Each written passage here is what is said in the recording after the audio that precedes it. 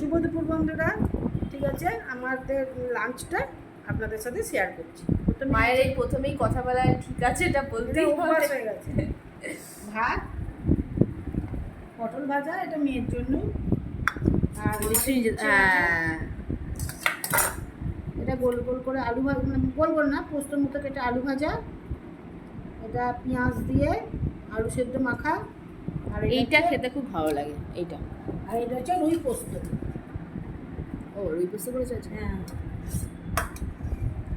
আর টক আছে এখানে। টক আছে, ব্যাস। টকটা আমার ফেমাস হয়ে গেছে। হ্যাঁ, পাড়াতেও এখন সবাই মাকে জিজ্ঞেস করছে টকটার ব্যাপারে আর কি। বলছে মৌরলা মাছের টকটা দেখে খুব লোভ লাগছে, কী করে বানিয়েছো, আর তোমার পেটে লাগবে। ঠিক আছে, লাগবে। ঠিক আছে, ঠিক আছে, তাহলে আমরা লাঞ্চ করি। হ্যাঁ, আমরা লাঞ্চ করে নিই।